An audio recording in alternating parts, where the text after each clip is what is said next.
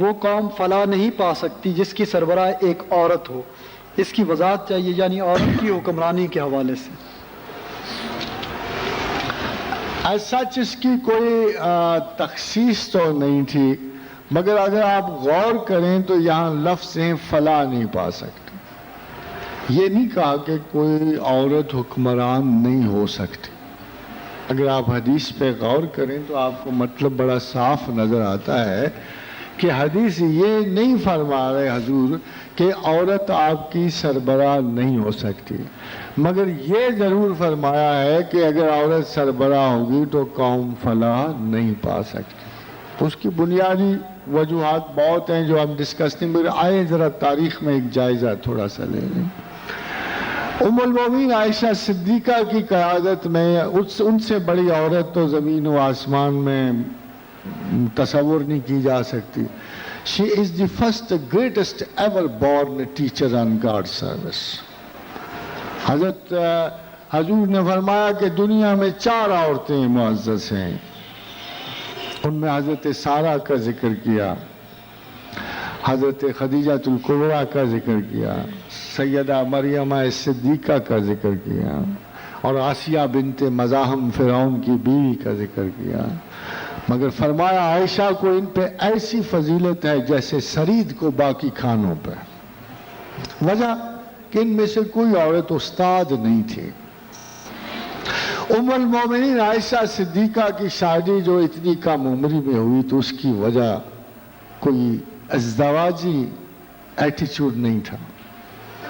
اس کی ایک بہت بڑی وجہ تھی، ایک ایسی بڑی حکمت ربانی جس تک شاید ایک عام ذہن پہنچ نہیں سکتا.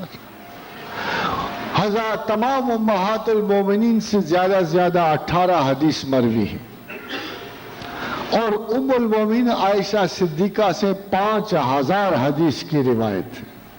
5000 سے 7000 حدیث کی روایت.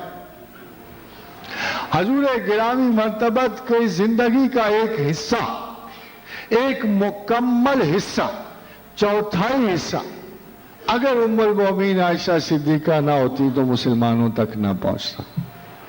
اسی لیے فرمایا کہ دین کا 1/4 اس حمیرہ کے پاس. ام المومنین عائشہ صدیقہ کی چھوٹی عمر کی شادی کا واحد مطلب یہ تھا کہ میموری کلین تھی. باقی خواتین کی چونکہ عمر زیادہ تھی اور وہ اپنی میموری میں پختہ ہو چکی تھی، ان کی مینٹل کیپیسٹی لرننگ کی ختم ہو چکی تھی، اس لیے اللہ نے ان کو اسباق کے لیے نہیں چنا.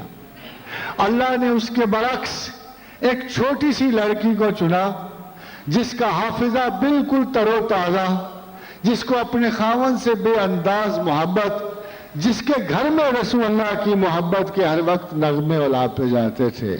اس عورت کو، چھوٹی سی لڑکی کو رسول اللہ کی محبت اور عقیدت کے سوا ایک بات کا خبر تھا کہ ایک چیز رسول اللہ کی انہوں نے اپنے حافظے میں محفوظ کی. آپ حیران ہوں گے کہ ام المومنین عائشہ صدیقہ کے اس وصف کی توصیف یہ ہے کہ آج بھی ہر عائشہ کا حافظہ اچھا ہوتا. یعنی اس حافظے کی دولت کی وجہ سے جس کی بنا پر 5000 حدیث کی روایت ہونی تھی. یہ کوئی سیکس میرج نہیں تھی، یہ کمفرٹنگ میرج نہیں تھی. ایک بہت بڑا حصہ رسول اللہ صلی اللہ علیہ وسلم کی حیات مبارکہ کا مسلمانوں تک پہنچنا تھا، ایک ذرہ جمع کیا جانا تھا. اس کے لیے کوئی پرانی عمر کی یا درمیانی عمر کی عورت مناسب نہ تھی. یہ وہی عمر ہے نا جس پہ آپ قرآن حفظ کراتے ہیں. کبھی آپ نے غور کیا؟ یہ وہی عمر ہے ام المومنین عائشہ مگر کی جو جس میں آپ قرآن حفظ کرتے کراتے ہیں، کیونکہ یہ وہ عمر ہے جو ہر چیز کو حفظ کرتی ہے اور اس میں اپنی ذہنی مداخلت نہیں کرتی. اس عظیم عورت نے اور مسلمانوں کی ماں نے حضور گرامی مرتبت کی زندگی کا ایک ایک لمحہ ہمارے لیے مہیا فرمایا. وہ حصہ جو سب کی آنکھوں سے چھپا ہوا، وہ حصہ جو اتنا ضروری تھا کہ عورتوں کو آداب محفل، آداب غسل، آداب زندگی، آداب زوجیت تک نصیب نہ ہوتے اگر ام المومنین عائشہ صدیقہ کی وہ روایات نہ ہوتے. وہ اپنے زمانے کی اور ہر زمانے کی سب سے بڑی استاد ہے. مگر آپ حضور کی وہ حدیث دیکھیے کہ ایک دفعہ انہوں نے شرعی اور فقہی حیثیت میں مسلمانوں کو کمانڈ کیا اور یہ واقعہ جنگ جمل میں پیش آیا اور جنگ جمل میں بے حد قتل و غارت ہوئی. بے حد قتل و غارت کے بعد ام المومنین عائشہ صدیقہ جیسی عورت کا یعنی کہ انسلٹ اس طرح ہوئی کہ ان کا ہودج کاٹا گیا. وہ قید تو نہیں کہیں ریسپیکٹفلی جب حضرت علی کرم اللہ وجہ کے سامنے ان کو لایا گیا تو حضرت علی نے پوچھا ام المومنین ہم سے کیا خطا ہوئے تھے؟ تو ام المومنین نے کہا علی ہم نے بھی کوئی ایسا عذر تقصیر نہیں کیا. تو پھر فیصلہ یہ ہوا کہ فسادیوں نے دونوں طرف آگ بھڑکائی ہے اور پھر انتہائی احترام کے ساتھ برادر کے ساتھ اپنے بھائی کے ساتھ ام المومنین عائشہ صدیقہ کو واپس مدینہ بھیجا گیا. یہ زمانے کی سب سے بہترین عورت کی لیڈ کا یہ آپ کو بات سنا رہا ہوں. اس کے بعد مصر میں ملکہ شجرۃ الدر کی حکومت ہوئی اور اس عورت نے اپنے زمانے میں اتنے کلیشز کریٹ کر دیے کہ حتیٰ کہ کروسیڈز جس جنرل نے لڑی اس جنرل کے خلاف موت کے آرڈر سلطان بیبرس کی ظاہر الدین بیبرس کی موت کی order they the. She was murdered. She was murdered. Then again we see come back to India میں چاند بی بی اور رضیہ سلطانہ دونوں انتہائی خلاف توقع مورل شکایات کا شکار ہوئی and both were killed and murdered. تو مسلمانوں کی تاریخ میں جہاں تک عورتوں کی حکومت جہاں بھی آتی ہے they were not successful. They were not successful. بلکہ وہ افترا اور کذب کا زمانہ تھا, جنگ و جدل کا زمانہ تھا, اختلافات کا زمانہ تھا.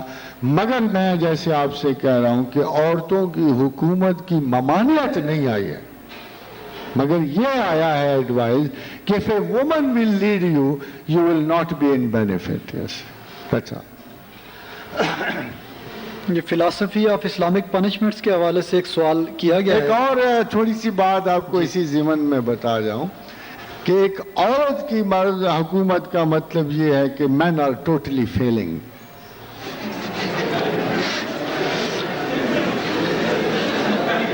اس کا مطلب یہ ہے کہ مردوں میں نہ قیادت رہی, نہ سیادت رہی, نہ علم رہا, نہ صبر رہا, نہ استقامت رہی. اس کا مطلب یہ ہے کہ پوری امت مسلمہ اپنے اندر سے کوئی ایسا مرد قائد پیدا کرنے کے قابل نہیں رہی. یہ زوال کا زمانہ نہ ہوگا؟ بذات خود یہ بہت بڑے زوال کا زمانہ نہ ہوگا کیا؟ اس کو قحط الرجال کہتے ہیں, اور جب قحط الرجال ہو جائے تو پھر عورت حکمران ہو سکتی ہے.